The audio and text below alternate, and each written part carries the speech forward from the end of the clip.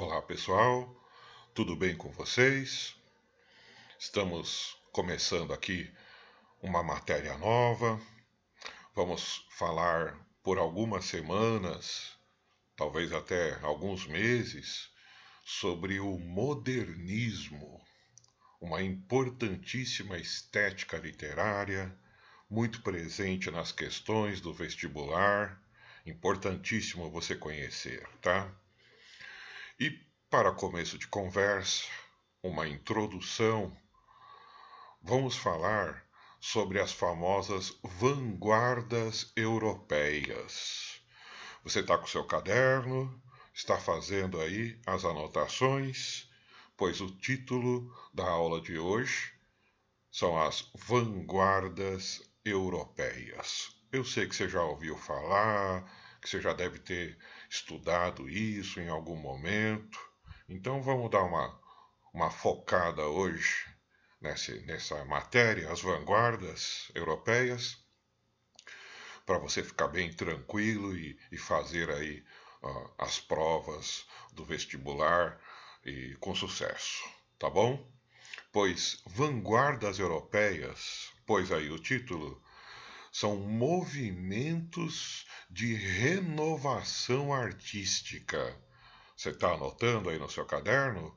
Movimentos de renovação artística que aconteceram basicamente ali no começo do século XX na Europa, né?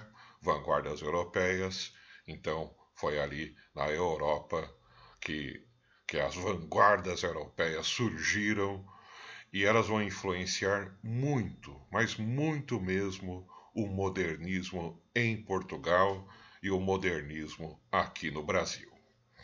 Falarei aqui com vocês de 5 vanguardas, pois a primeira, para você anotar aí no seu caderno, é o futurismo, com letra maiúscula, tá? Anote aí no seu caderno, futurismo, a primeira vanguarda europeia que vamos estudar aqui nesse vídeo. Pois, olha a próxima imagem. Esse daí que você está vendo é o inventor, o pai do futurismo, um italiano, Filippo Marinetti, pois ele escreveu um manifesto que lançou o futurismo na Itália, né? O que é um manifesto? Manifesto é um texto em que o autor divulga uma ideia, um movimento artístico novo que está sendo criado, por exemplo, tá? E o Marinetti, então, escreveu esse manifesto apresentando ao mundo o futurismo. E eu acho que para entender o futurismo é bem tranquilo, não é, pessoal? Porque o nome já diz muito, né, do que seria aí o futurismo. É um tipo de arte, pode ser pintura, pode ser escultura, pode ser literatura, um tipo de arte que exalta o moderno, o tecnológico. Não é raro que você encontre nas, nas pinturas, na literatura do futurismo, referência à eletricidade, por exemplo, tá? A uma lâmpada elétrica, aos edifícios das grandes cidades, aos motores. Entenda que para que você compreenda realmente aqui o futurismo, você tem que se colocar na época em que ele foi criado. Porque, convenhamos, né? Hoje em dia, falar de eletricidade, de uma lâmpada elétrica, de um motor, é uma coisa que está tão no nosso dia a dia, no nosso cotidiano, que você não imagina alguém, né, querendo fazer um poema para exaltar um motor. Mas lá no começo do século XX, tudo isso é novidade. A eletricidade, os grandes edifícios, os motores, a tecnologia. Tudo isso é novidade para a sociedade naquela época. E, e a arte, aqui no caso, a arte futurista, está tentando representar essa realidade. Ela quer ali num quadro futurista, num poema futurista, dizer o quanto isso é novo e é importante o surgimento desse novo naquele momento. Você está entendendo aí a importância do futurismo naquele momento? Entenda que, em termos de literatura, a estética do momento, você se lembra aí das aulas anteriores? Era o parnasianismo. O parnasianismo, lembra que estudamos? Um dos seus temas era o resgate da antiguidade clássica, da mitologia greco-romana, pois o futurismo, as vanguardas de um modo geral, mas agora aqui falando do futurismo, vai se opor a esse passado.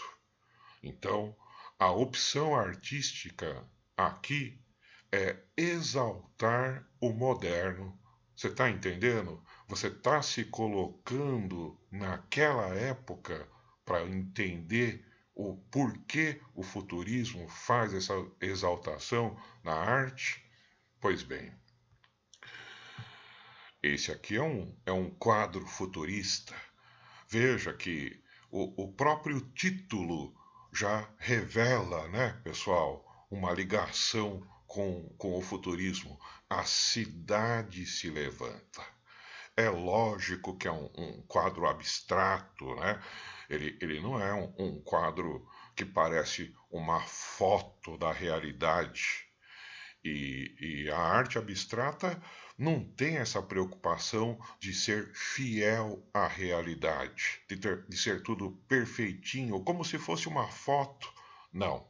O artista que trabalha com a pintura abstrata, ele usa formas e cores de uma maneira tal que desperta algum sentimento ali em quem está observando esse quadro, né?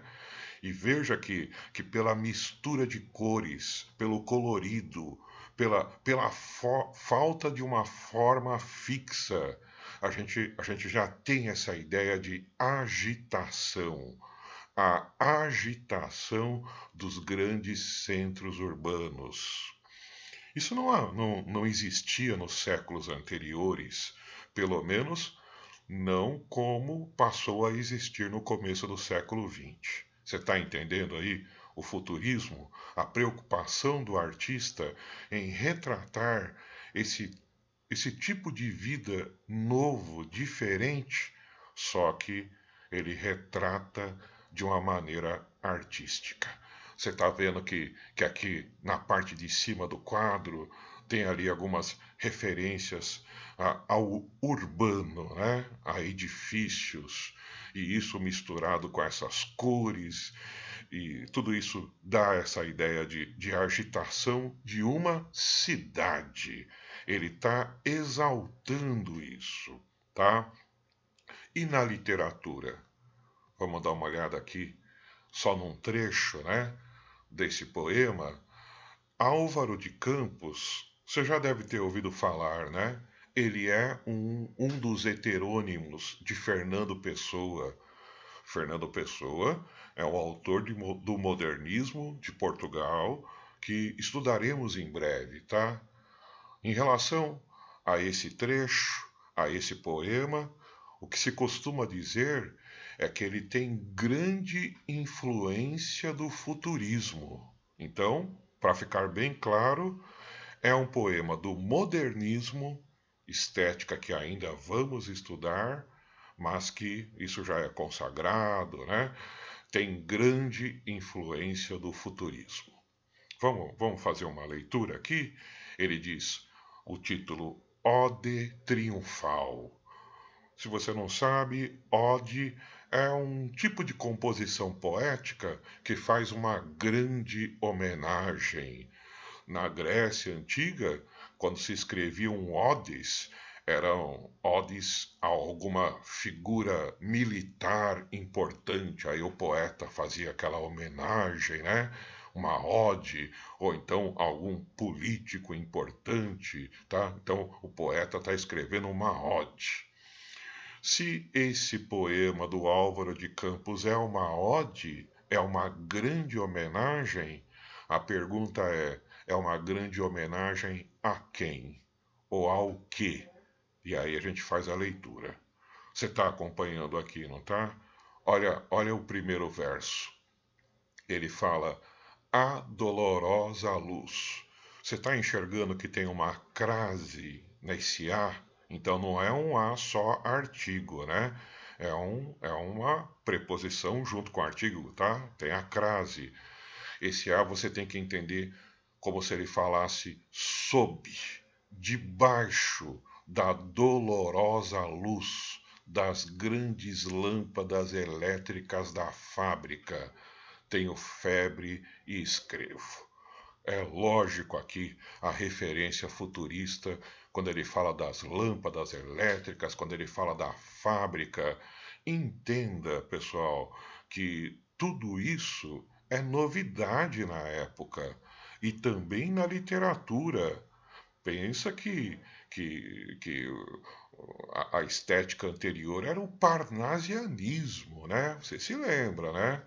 E ele continua: escrevo rangendo os dentes, fera para a beleza disto, para a beleza disto totalmente desconhecida dos antigos. Veja então essa ideia do choque, da oposição ao que é, né, velho, o conservador, tá? E vem a novidade. Ó, olha o próximo verso, ele fala: ó rodas, ó engrenagens. E aí fica difícil de ler. Aqui tinha que ser um ator, né, para fazer a leitura aqui adequada, mas ele está querendo reproduzir com essa sequência de R's o barulho de um motor, tá? Eterno. Então, volto aqui a minha pergunta inicial: se esse poema é uma ode, e ode é uma homenagem que se faz, a quem está sendo feita essa homenagem aqui do Álvaro de Campos? À tecnologia, ao urbano, aos motores, tá? Coisa que não havia, né, nos séculos anteriores e que agora a sociedade está ali vivendo isso. E o artista ele sempre procura reproduzir a sua época, né? Tentar explicar a sua época, mas de um ponto de vista artístico. E está aqui esse poema. Então, fechando aqui esse primeiro vídeo, em relação a esse poema, não se esqueça. É um poema de um autor do modernismo, estética que vamos estudar ainda, mas que tem forte influência da vanguarda futurista, do futurismo. Ok, pessoal?